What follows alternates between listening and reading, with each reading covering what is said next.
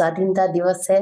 और ये दिन हम सब के लिए बहुत ही खुशी का दिन है, आनंद का दिन है, क्योंकि इस दिन हम स्वतंत्र हुए थे अपने देश का आजादी के लिए। हम आज तक उसी दिन का उत्सव मनाते रहते हैं।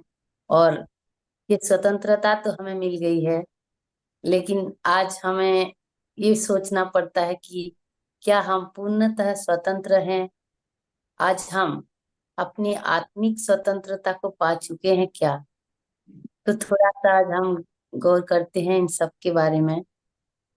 जैसे कि हम बचपन से, जब हम पैदा होते हैं, परमात्मा हमें स्वतंत्र करके हमें इस धरती पर भेजते हैं ताकि हम एक स्वाधीन जीवन जी सके और अपने कर्मों कर्तव्यों को सही तरह से अपने हिसाब से अपना जीवन को बिताकर यहाँ से अपनी कर्म को अच्छी तरह या जो जैसा चाहे उससे परमात्मा स्वाधीनता देकर ही भेजते हैं।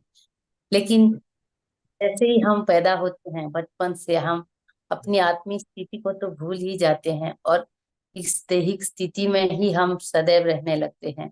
जैसे हम बचपन में चलते फिरते हैं और जैसे ही चलने लगते हैं, हम अपनी स्वाधीनता से परमात्मा ने हमें अपने सारे कर्म करने के लिए तो देते हैं, चलते फिरते हैं, तो फिर हमें पहले से ही बचपन से ही हमें रोक टोक लग जाती है कि जब खेलते हैं तो बचपन में पिता माता हमें ये मत करो, वो मत करो, गिर जाओगे, ऐसे जैसे यही सब स्वतंत्रता हमें उन्होंने दे तो रखे होते हैं, लेकिन कहीं ना कहीं हमें उन्हें हमें हमारे जीवन को अच्छी तरह, ताकि कहीं गिर ना जाए, कहीं हमें चोट ना लगे, इसीलिए वो हमें पूर्णतः स्वाधीन नहीं छोड़ सकते। ये भी इस एक तरह की स्वतंत्रता की हमारी एक ये होती है। और जैसे जैसे धीरे धीरे हम बढ़ने लगते हैं, बहुत ही किशोरावस्था में आते हैं, तब हमें बहुत सी मन चंचल रहता है, बहुत सी बातों का हमें इच्छा होती है कुछ सीखने के लिए, कुछ करने के लिए, इधर उधर हमारा मन चंचल भटकने लगता है। और लेकिन उस वक्त भी हमारे जो बुजुर्ग होते हैं, जो बड़े होते हैं, वो हमें सिखाते हैं कि हम अपने मन को स्थिर रखें, चंचलता ना करें, अच्छे विचारों में रहे, तभी उसी समय से हमारी इस विचारों का सिलसिला चलने लगता है। और हम जैसे हम स्वाधीन हैं, हम अपने विचारों को करने के लिए, विचार किस तरह के करें, किस तरह का ना करें, इसका हम स्वाधीन होता है। लेकिन जैसे किशोरावस्था में आते हैं तो अनेकों विचार, अनेकों भावनाएं हमारे मन में उत्पन्न होते हैं। यही अवस्था, जब हम इसी अवस्था में आते हैं, तभी शुरू हो जाती है विचारों के सिलसिला, जो हम नियंत्रित नहीं रहते हमारे। हम उसी समय काम क्रोध लोभ मोह इसी सब माया में फंसने लगते हैं। और जैसे ही हम माया में धीरे धीरे जब फंसते जाते हैं, हमें पता ही नहीं चलता कि हम कब हम अपनी आत्मिक स्थिति को खोकर इस पराधीनता में आ जाते हैं, कि इस माया के चंगुल में आ जाते हैं। और इस काम क्रोध लोभ मोह जैसी इस माया में फंसकर न जाने हम कितने गलत कर्म भी कर लेते हैं। और जो इसको अपनी मतलब अपनी इच्छा को जागरूकता के साथ जी लेता है, तो वही वही एक दिन बहुत जैसे साधु बनता है, संत बनता है। और जो इन विचारों के पराधीन हो जाता है, तो वही उसके जीवन को धीरे धीरे नरक में ढकेल लेता है।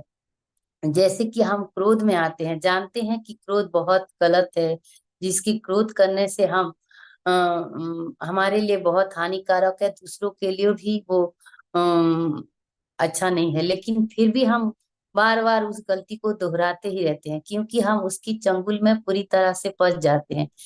इन्हीं माया माया के वशीभूत होकर हम अपनी आत्मा की जो स्वाधीनता है, जो हम उसकी इच्छा है, जो शांत स्वभाव का है, जो परमानंद स्थिति में रहना चाहता है, वो सब धीरे धीरे उस माया की वशीभूत होकर उसी के चंगुल में आ जाता है। और वही काम क्रोध लोभ में फंसकर वो ना जाने कितने पाप कर बैठता है। और धीरे धीरे कब वही अपने कर्म जो होते हैं, उन्हीं मायाओं के वशीभूत होकर जो कर्म करते जाते हैं, वही धीरे धीरे हमें अपने चंगुल में ले लेता है। और हमें पता ही नहीं चलता कब हम क्या कर्म कर रहे हैं, क्या अच्छा कर रहे हैं, बुरा कर रहे हैं। अपनी जैसे कोई स्वाधीनता ही नहीं रहती, हम उसी के वश में हो जाते हैं।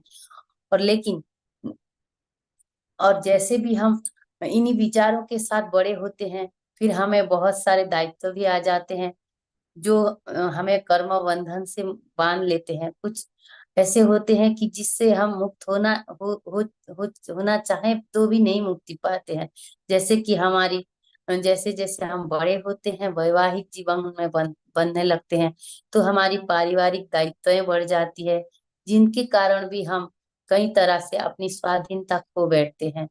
और जब हम इसी स्वाधीनता को महसूस करते हैं कि कोई हमें खुशी देता है तो हम खुश होते हैं, किसी कोई हमें कुछ बोल देता है, किसी दूसरों के मतलब हम दूसरों के ही कारण दुखी होते हैं, दूसरों के ही कारण खुशी ढूंढते हैं। अपनी कोई स्वाधीनता ही नहीं रहती है। अपनी आत्मा जो चाहता है वो स्वाधीनता हम नहीं पा पाते हैं। लेकिन जैसे जैसे हम इस अवेयरनेस में आते हैं कि जब हमें आत्मिक जागरूकता आती है कि नहीं, मुझे इस काम क्रोध लोभ मोह से मुक्ति पाकर इस जन्म को सफल बनाना है, फिर हमें जब ये ख्याल आता है तो तभी हम भक्ति बोलिए, ध्यान बोलिए, जिस तरह का भी एक स्वाधीन मार्ग चुनना चाहते हैं, कि हमें परमात्मा आकर स्वयं हमें जागृति देते हैं कि तुम्हें इस माया के चंगुल से मैं छुड़ाऊंगा, मुझे याद करो।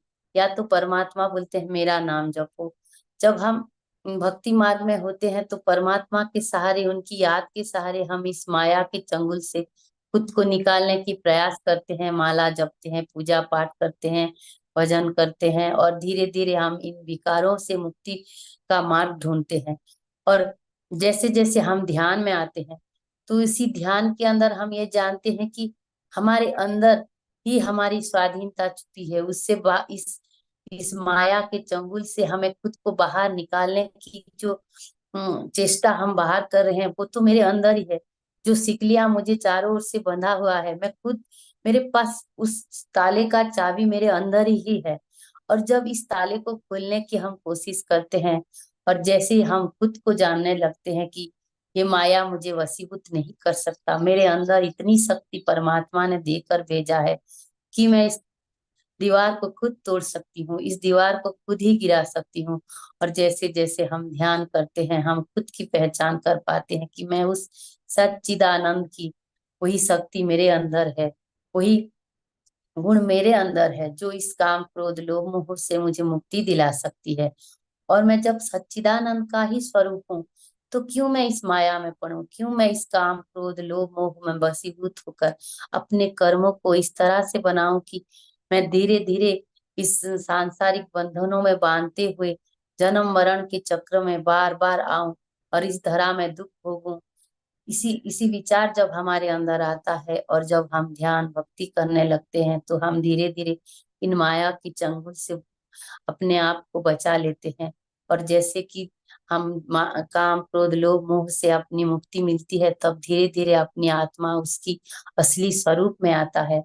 हम अपनी असली स्वरूप को जानते हैं कि मैं ही वो इस सच्चिदानंद स्वरूप का ही अंश हूँ, और मैं अपने आप को मुक्त रख सकती हूँ। और जब ये जीवन मुक्ति मुझे मिलती है, जब इस माया की बंधन से मैं खुद को छुड़ाती हूँ, तब मैं खुद को एक आजाद पंछी महसूस करती हूँ। जब एक हमारे अंदर क्रोध की जो ज्वाला है, जब वो कमती है, तो हम कितने शांत होते हैं, तभी हम महसूस होता है परम शांति की। जब हम लोभ ईर्ष्या से हम खुद को मुक्त कर लेते हैं, तब कितनी आनंद आता है। जब किसी और को खुशी देखते हैं तो हमें खुशी महसूस होती है, तो तब कितनी सुकून आती है। इसी तरह जब हमारे अंदर दिव्य गुणों को हम जागृत करके अपने आप को उस माया जाल से खुद को बचा लेते हैं, तब हमें कितनी शांति प्राप्त होती है, तभी हमें परम आनंद का प्राप्त होता है।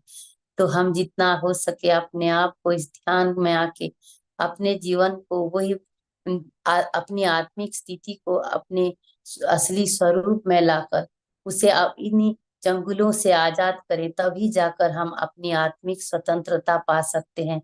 जब हम बाह्य जगत से तो स्वतंत्र हो गए, हम किसी भी जैसे हमारे परिवार में हम आजादी तो मिल जाती है अपने हिसाब से कर्म करने की, लेकिन जो आत्मा ढूंढ रही है अपनी आजादी इन पांच विकारों से खुद को मुक्त करने की, वो तभी संभव है जब हम खुद जागृत होंगे, जब हम अपने अवेयरनेस में रहेंगे हर पल, हम ये देखेंगे कि हम हमारे विचार हमें किस ओर ले रही है, कहीं हमें ये फिर से उसी माया में तो नहीं डाल रही है, कहीं मैं फिर से धीरे धीरे उस माया के जाल में फंस तो नहीं रही हूँ, और उसी के अनुसार तो अपना कर्म नहीं कर रही हूँ। तभी जाकर हम ये अपने आप को इस चंगुल से बचा सकते हैं।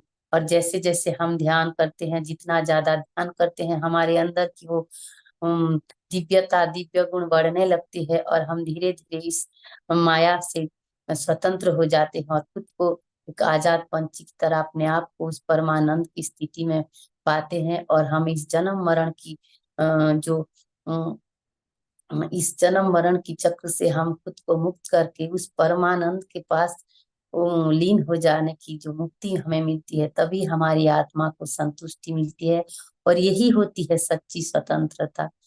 Thank you sir, over to you. Thank you आप सब।